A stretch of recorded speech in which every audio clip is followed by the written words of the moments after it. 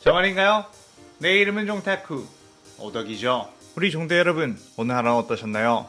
오늘은 인기 애니메이션 김연의 칼날의 탄지로 세대가 혈기화되어 귀살대와 싸우게 된다면 어떻게 될지에 대한 가상 시나리오 6부입니다. 이 영상에는 원작의 스포일러와 개인적인 견해가 있으니 그 점 유의하시길 바랍니다. 大丈夫ですか? 그럼 시작해볼까요?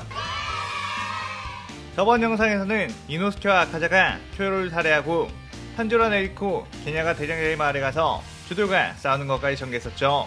저번 영상을 보지 않으신 분들은 보고 오신 게 이 영상을 이해하고 즐기는 데 수월하니 보고 온 것 추천드리고요. 이 가상 시나리오 컨텐츠는 원작의 고증을 철저히 따라가는 매끄러운 진행되지 않기 때문에 어느 정도의 설정론이나 능력치 보정은 이해해 주셨으면 좋겠습니다. 그럼 오늘의 가상 시나리오 시작하겠습니다. 무이치로와 치열한 싸움을 벌이고 있던 탄지로는 자신보다 더 어려 보이는 이 소년이 이 정도로 훌륭한 검술을 사용한다는 것에 엄청나게 놀랐고, 이게 소위 말하는 천재라는 것인가? 아니면 귀살대 주들은 다 이 정도로 괴물인 건가? 라는 생각에 긴장을 했죠. 무이치로 역시 탄지로의 해외호흡을 맞닥뜨리게 되자 뭔가 기묘한 기분이 들었고, 이런 혈기를 이대로 성장시키게 된다면 필시 멸망을 가져올 거라는 예감이 강하게 들었습니다. 탄지로는 검술만으로는 쉽게 이자를 잡을 수 없다는 생각에 혈기술 여면을 시전해 무이치로를 압박했고, 무이치로는 요리조리 회피하긴 했지만 그로 인해 탄지로에게 접근할 수가 없었죠. 그런데 그때 탄지로의 뒤로 누군가가 튀어나와 등을 베어버렸고,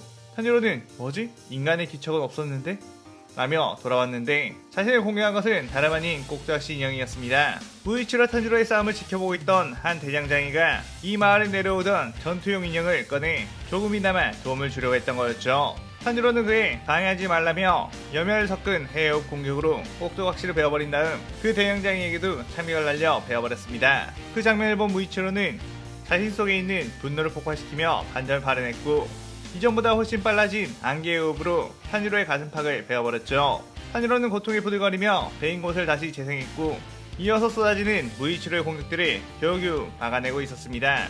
그런 중 무이치로의 강력한 일격을 막다가 코코시보에게 받은 칼날이 부러져 버리고 말았고, 탄지로는 여멸로 거리를 넓혔지만 자신의 칼이 부러졌으니 그 다음은 어떻게 해야 할지 막막했죠. 무이치로 역시 상대인 혈기라고는 해도 전집중 호흡의 검술을 쓰는 검사, 칼이 부러진 시점에서 자신의 승리가 확정이 되었다고 생각했고, 그 다음 공격으로 목을 베어주겠다는 생각하며 안개의 호흡을 시전했습니다. 그런데 최후의 일격을 날리는 순간 엄청난 규모의 뜨거운 불길과 함께 안개의 호흡을 쳐냈고, 그 충격에 무이치로는 멀리 튕겨나가 땅바닥에 나뒹굴었죠. 무이치로는 어떻게 칼도 없이 호흡을 쓴 거지?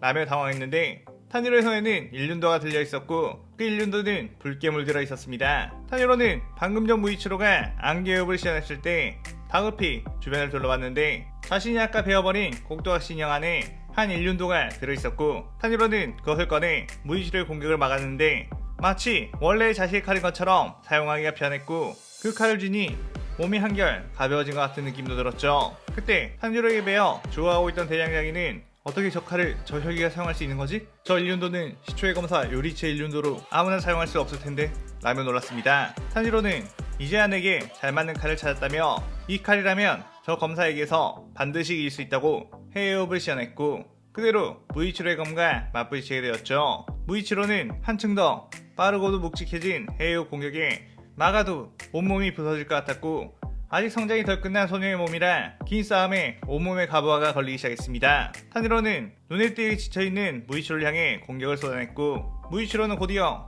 겨우 서있을 만한 힘만 남게 되었죠. 탄지로는 너 같은 검사를 그냥 죽여버리기엔 너무나 아깝다고 혹시 너도 혈기가 되어 함께 귀살대를 괴멸시키지 않겠냐고 물었는데, 무이치로는 닥치고 어서 배워 라고 하며 묵묵히 자신의 죽음을 받아들이게 되었습니다. 그렇게 귀살대의 커다란 부분을 담당하고 있던 대장장의 마을이 괴멸되자 부자는 아주 기뻐함과 동시에 하연의 혈기들은 전부 죽어버렸다는 것에 기분이 언짢기도 했죠. 그에 도움하는 부장에게 이번에 귀살대 주들을 죽인 성과를 낸 혈기들에게 새로운 칭호를 붙여주는 것은 어떠냐고 했습니다. 부자는 그거 좋은 생각이라며 최근에 주를 죽이는 큰 활약을 했던 혈기들 6마리를 신하연의 혈기로 임명하겠다고 하며 탄지로, 네리코, 제니츠, 이노스케, 카나오, 게냐를 무한성으로 불러들였고, 앞으로 너희들에게 귀살대 괴멸의 임무를 낼 테니 내게 큰 선물을 가져오라고 했죠. 신하연으로 임명된 이들은 한 곳에 모여 축하연을 벌였고, 탄지로는 앞으로 우리 친하게 지내보자며 그들에게 돌아가며 악수를 청했습니다. 게냐는 인상을 쓰며 딱히 너네들과 친하게 지낼 생각이 없다고 나는 어서 비살대에 있는 가족의 원수를 갚고 싶다고 했죠. 그러다 탄지로는 내 가족의 원수 역시 현재 비살대 주로 있는 녀석이라고. 아마도 그는 긴 검은색 머리에 무례호 검수를 쓰는 남자인데 혹시 너의 원수와 동일 인물이냐고 물었습니다. 그의 개냐는 내 원수는 내 형이며 네가 말한 녀석과는 다른 녀석이라고 했죠. 그때 카나온 탄지로에게 네가 말한 검사를 본 적이 있다고 그가 있을 만한 장소를 알고 있다고 했습니다. 탄지로 네이코는 그게 정말이냐며 당장 그곳을 알려달라고 했고 카나오는 자신을 싸늘하게 노려보던 시노부의 얼굴이 떠올라 부드럽게 웃으며 함께 그곳으로 가자고 했죠. 그렇게 카나와 탄지로 네이코는 나비저택을 향해 갔고 탄지로는 드디어 가족의 원수를 갚을 수 있겠다는 생각에 흥분이 되었습니다. 그들이 나비저택에 다다랐을 때 탄지로는 이곳 근처에서 분명히 인간들의 냄새가 많이 나는데 왜 이렇게 조용한 거지? 라고 의아했고 순간 화약 냄새가 나서 위험해 함정이야 라고 하며 카나오를 품에 안고 순식간에 공중으로 뛰어올랐죠. 그때 그 주변에 엄청난 폭발이 연쇄작용하며 나비저택을 송두리째 날려버렸고 탄지로는 빨리 알아채지 않았으면 당할 뻔했어 라고 하며 긴장했습니다. 그때 옆에서 주먹이 날아와 탄지로에게 꿀밤을 날렸고 탄지로가 그쪽을 보니 오빠 어떻게 동생이 나를 안 챙기고 저 언니를 챙길 수 있어? 라고 네이코가 씩씩 화를 냈죠. 탄지로는 그게 나도 모르게 그만 미안 그래도 다친 데는 없어 보이니 다행이다 라고 뒤늦게 수습을 했지만 네이코는 여전히 도끼눈을 뜨고 탄지로를 째려봤습니다. 그때 챗 한 방에 전부 날려버릴 생각이었는데 꽤나 운이 좋구나 너네 라고 하며 풍주 사이미가 튀어나왔고 그 옆으로 수주 기우가 쓱 하고 나왔죠. 귀할대에서는 대장장의 말까지 파괴되었다 보니 분명 이때를 노리고 강한 혈기들이 총 공격을 해올 것이라는 우베야 키상주의 예감에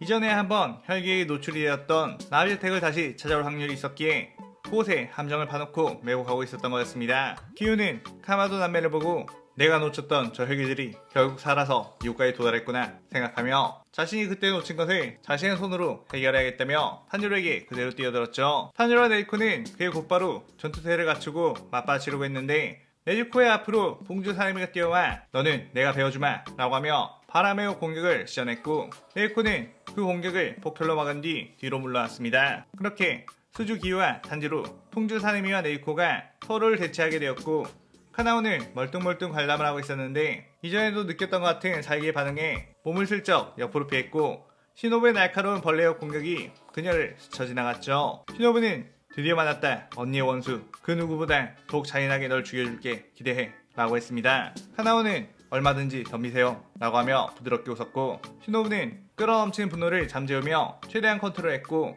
그대로 벌레역을 사용해 카나오를 공격했죠. 그러자 카나오는 시노부의 공격을 여유롭게 전부 막아냈는데 시노부는 그 모습을 보고 충격에 말을 잇지 못했습니다. 카나오는 이전에 언니 카나에가 사용했던 꽃의 호흡을 완벽하게 재현했고 시노부의 눈에 카나오가 카나의 언니로 느껴질 만큼 착각을 불러일으켰죠. 한편 풍주 사네미와 대치하고 있던 네이코는 툭툭 제자리에서 몇 번 점프를 한 뒤 튀어나가 사네미를 걷어찼고 사네미는 바람의 호흡으로 그 공격을 막았지만 묵직한 공격에 그대로 튕겨 나갔죠.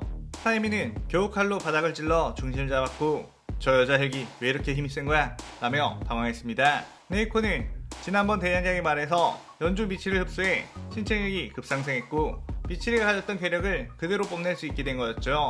네이코는 이 정도의 힘이라면 저 녀석 정도는 쉽게 이길 수 있겠다는 자신감이 들었고 그대로 뛰어가 연타 공격을 몰아쳤습니다. 하지만 사이미는 네이코의 공격을 피하며 뒤로 계속해서 물러났고 네이코는 생긴 건 엄청 공격적으로 생긴 녀석이 자꾸만 회피하기만 한다고 의아해했죠. 그런데 그 순간 사이미는 어떤 나무에 묶여있는 줄을 베어냈고 나무 위에서 기름이 떨어져 네이코를 덮쳤습니다. 그 순간 사이미는 씩 웃으며 화염병을 투척해 네이코의 몸을 불로 태워버렸죠. 네이코는 그의 몸을 빠르게 회전하며 몸에 붙은 불길을 덜어냈는데 그 순간 사이미의 바람의 호흡이 날아와 네이코의 몸 곳곳을 베어버렸습니다. 네이코는 검술의 달인인 비살테주가 이런 변칙 공격을 한다는 것에 놀랐는데 사이미는 나는 누구처럼 싸움을 긍지로 하지 않는다며 나는 그저 혈기를 죽이는 것만 생각한다고 했죠. 그의 네이즈코는 이 남자 쉽지 않겠다며 긴장했고 그대로 각성해 더욱 신체력을 폭발시켰습니다. 사이미는 네이코의 엄청난 귀에 온몸에 소름이 돋았지만 상대는 힘만 엄청나게 강할 뿐 전투 경험 자체는 그리 많아 보이지 않았기에 술을 잘 쓴다면 승산이 있을 거라고 생각했죠. 네이코는 사이미의 날카로운 바람의 호배 검수를 피하며 압도적인 힘으로 밀어붙였고, 사이미는 자신의 변칙적인 공격에도 금세 네이코가 회복을 해버리자 비장의 수를 꺼내야겠다는 다짐을 했습니다. 네이코는 사이미의 움직임이 조금 둔해지자 드디어 지쳤느냐며 손톱으로 본 곳곳을 베어버렸고 자신의 승리를 확신했죠. 하지만 갑자기 어째선지 눈앞이 어질어질해지며 몸을 제대로 다룰 수가 없었고, 내가 왜 이러지? 라며 당황했습니다. 그때 사이미는 흐흐 웃으며, 너네 혈기들이 나를 이길 수 없는 이유가 뭔지 아냐? 내 피는 희귀열이라 내 피 냄새를 맡은 녀석들은 전부 다 취해버리게 되지. 특히 혈기가 된 지 얼마 안 된 녀석들일수록 더욱 그 효과가 강해진다고 라고 했죠. 네이코는 비틀거리면서 사이미를 쳐다봤는데 사이미가 여러 명으로 겹쳐 보였고 너무 취해 몸에 감각이 없어져 방어 자세를 제대로 취할 수도 없었습니다. 사이미는 이제 끝이다 라고 하며 바람의 호흡을 시원해 네이코를 향해 뛰어들어 칼을 휘둘렀는데, 그 순간 피의 호비가 날아와 그 공격을 막아냈고 게냐가 뛰어와 사이미를 발로 차 날려버렸죠.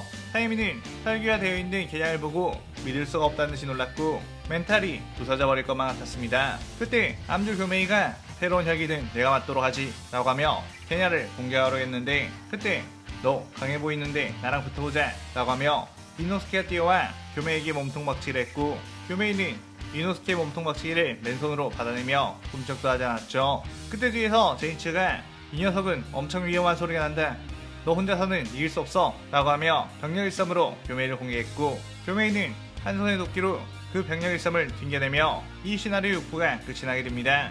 이번 편에서는 설계된 탄지로 세대 전원과 귀살티 주들과의 마지막 싸움이 전개가 되기 시작하네요. 오늘의 가상 시나리오에 대한 감상평 많이 남겨주시고 다음 시나리오 7부도 많은 기대 부탁드려요. 오늘 영상 즐겁게 보셨다면 구독, 좋아요, 알림 설정 누르는 거 잊지 마시고요. 그럼 오늘은 이만, 사요나라.さようなら。